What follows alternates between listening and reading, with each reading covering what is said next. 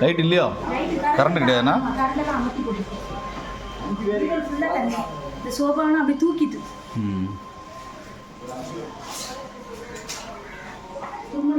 வீரர்லேருந்து அடி ஓடிட்டு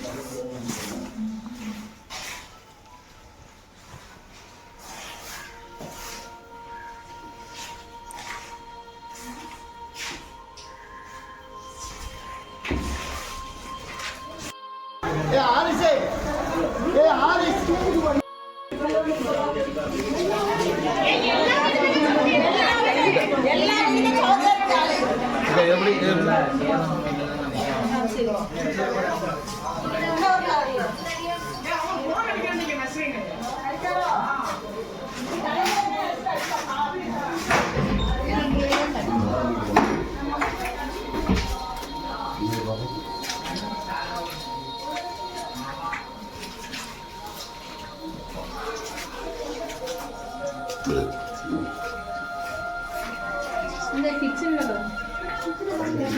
பார்த்து போட்டு தரணும் எடுத்து சொன்னாங்க.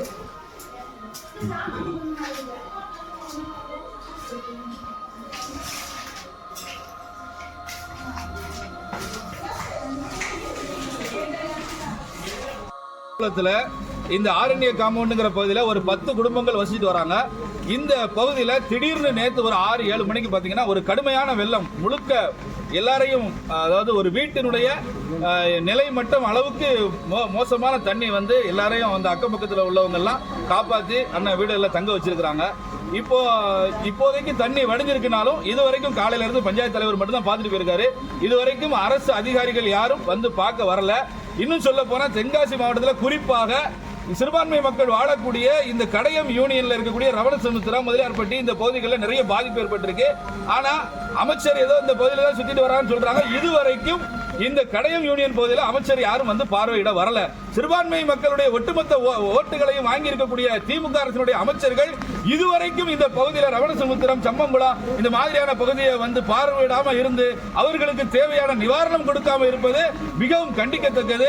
அதுபோல இந்த வீடு கிட்டத்தட்ட ஒரு 10 டூ வீலர்கள் பாதிக்கப்பட்டிருக்கு. வீட்டில் இருக்கக்கூடிய அனைத்து பொருட்களும், வாஷிங் மிஷின், ஃப்ரிட்ஜ், அவங்களுக்கு தேவையான அனைத்து பொருட்களும் பாதிக்கப்பட்டிருக்கு. அதனால அந்த அனைத்து பொருட்களுக்கும் நிவாரண உதவியாக இந்த 10 குடும்பங்களுக்கு ஒரு மிகப்பெரிய தொகையை அரசாங்கம் வழங்க வேண்டும் என்று கேட்டுக்கொண்டு உடனடியாக அனைத்து அரசு அதிகாரிகளும் வந்து பார்வையிட வேண்டும். அதே போல தென்காசி மாவட்டத்தில் பரவலாக அனைத்து பகுதிகளிலும் நிறைய மழை பெய்து வருவதனால் அனைத்து மக்களும் பாதிக்கப்பட்டு வருவதனால் தென்காசி மாவட்டத்திற்கு குடும்பத்திற்கு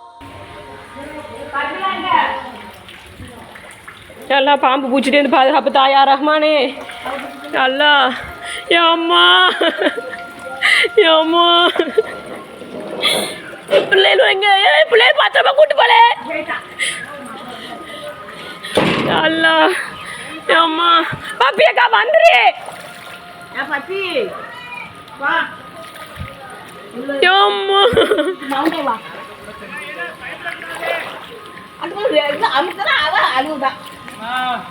பிள்ளை பாப்பி பிள்ளை கூப்பிட்டோம்னா வாழ வெளியே.